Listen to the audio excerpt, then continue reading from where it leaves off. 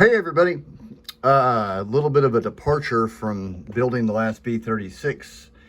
I realize it's been a long time since I've shown any of my my artifacts and my technical information, so today we are going to explore or compare some of the things you see in the SAC film versus what they look like in real life.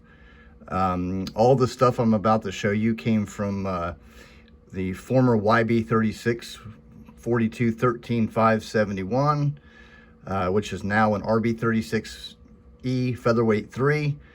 It was formerly located in Newberry, Ohio, in a famous airplane collector on his property. Been asked by the family not to use his name, which I tremendously respect. You guys know who he is, so let me show you what I got down here. I'm not really big on production, as you can see. I spend a lot of time working on the B-36, and if I became an editor and, you know, set things up, my wife would probably kill me, and I'd put a rapid end to the B-36. So it is what it is. Just enjoy the show, and I'll see what I can do here. You want to follow me, Colonel? Where are we going now? We're going through the Holland Tunnel to the gunner's compartment. It's actually called the aft compartment, or the after compartment, but that is where the gunners were, the fore fuselage, and or properly called beam gunners for the beam turrets, as well as in the bomber you had the tail gunner, and in the reconnaissance bomber you had the, the medium, the high, and the intermediate ferret system, which was used for probing enemy, or in specifically the Soviet Union's location for their SAM sites, their radar. So at any given time, we had an RB-36 flying around the Soviet Union. So if we had the strike, we would know exactly where everything was in the event that they were moving it and so on. We're not going to touch on any of that today. We're going to keep it really simple, but I'll cut it off here when you can see what I'm about to show you. Gunner from radio, 2 men coming through.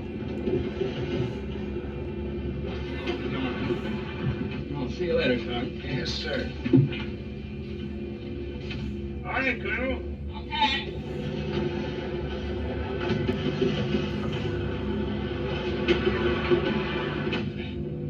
That's quite a trip. Yeah, it's about 80 feet. I think I've got used to that thing. How is this, Colonel Dutch Holland? All right, so now we're in the aft compartment looking forward. We'd be standing in the tail.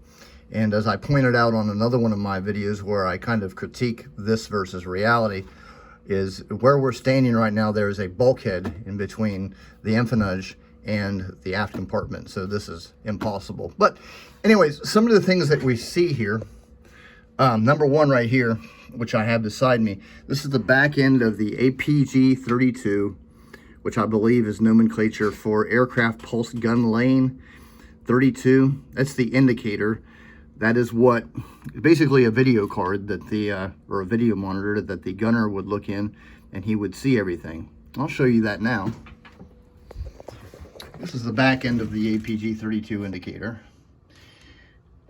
Just give you a good look. This would feed into the radar central and the radar hand unit, control unit. I did another video highlighting on this. It was one of my earlier videos. Definitely not one of my best. Of course, I'm trying to get better as I go. That's very uncooperative.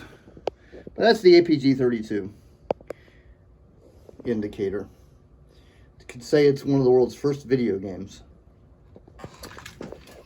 Looking back here, on this side, these are the boxes for the RCT system, remote controlled turret. There's two parts of the tail gun. You had the APG-32, which was the actual radar, and then you had the RCT, which controlled the actual turret. So I'll show you those pieces that I have now. This came out of the RB-36E, of course. That right there is the computer. That is a analog and digital computer. I'm sorry, electric computer. There's nothing digital to it. There's no integrated capacitors. It's all vacuum tubes. It weighs about a good 75 to 80 pounds. It basically took error signals from these little motors on the gun sights that are called Selson generators and told the turret which way to point.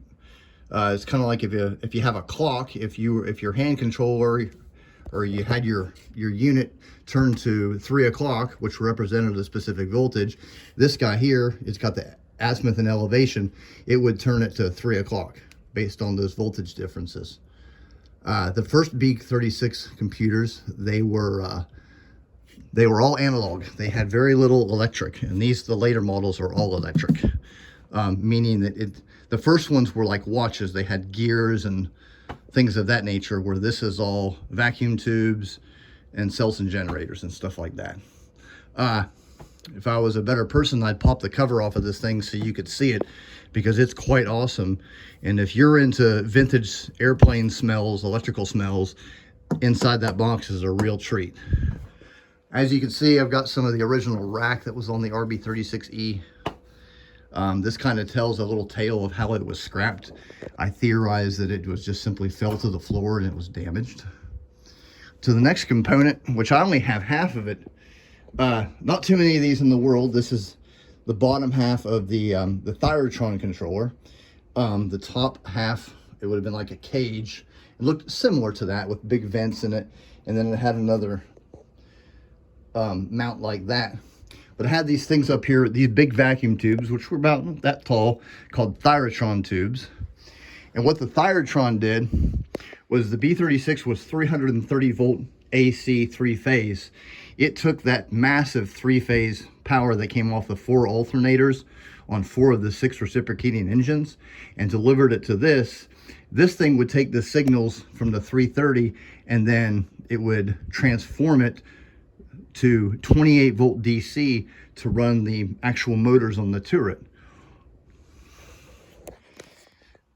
Every turret on the B-36, there were 1, 2, 3, 4, 5, 6, 7, 8 on the full hemisphere B-36s. There were 8 turrets, 8 computers, 8 Thyratrons, and the Thyratron complete, it weighs about 110 pounds. It is not a joke. The tail turret and the nose turret, they differed from the fuselage beam turrets, and then they had they had these things right here called a gyro drive unit. It's hard for me to explain it. I've explained it on earlier videos, but if you have the other big sights, which I should have one here to show, the big sights had gyroscopes on them, so you got your elevation and you got your azimuth. On the APG-32 and the nose gun, you couldn't move it. It was very small movements, so you couldn't have a gyroscope. So what they did is they had this very small movements on the hand control, for example. They sent that signal to this, which this is a huge 2 motors for azimuth and elevator that have the gyroscopes mounted to them. That's why it's called a gyro drive. So you have those little signals on the hand control, which were sent to this, and then that would send your lead information to the gunnery computer. This down here is the trigonomical input resolver. It's basically an expansion card to the computer. What that did was used for the trigonometry. If you had your bomber, your fighter, and your airspeed, it did that math and then sent it to the computer. But again, this is what you see over here on this side of the aft compartment. The next big artifact I'm about to show you is this big guy right here. It's the gunner's platform. Up on top of the gunner's platform, you had your 2 upper beam gunners. I'll show that to you now. Probably the only guy in the world that's got one of these in their basement, specifically in their laundry room, but it is what it is. Once again, this came out of the RB-36E. You can, not so much this one, but this one I can walk on.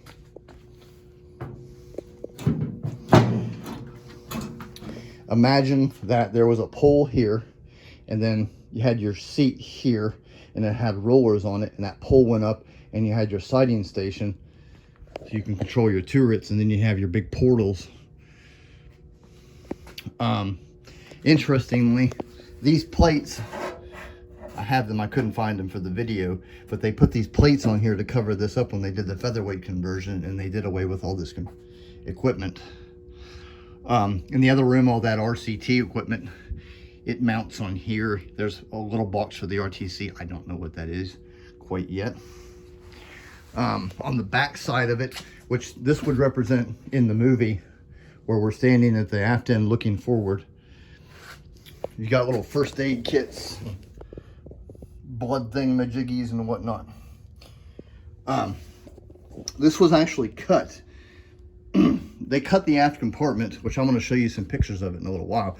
Somebody cut it right down the middle. As you can see, they've cut it here, and this is the main support vertical beam, which tied up to the top of the fuselage. This thing is, it's the same diameter of the B-36 fuselage. It's 12 feet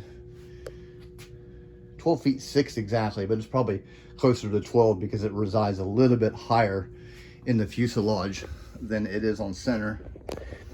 You can see moto art, plane tags. There's where they took a piece out of it, but nothing I can't fix in the future when I get around to restoring this thing. Just basically places where guys would get up and sit up here for, you know, 40, 50-hour missions and control their guns. The other interesting aspect of it is, see, I can pick this up and do my best to show you what it looks like underneath it.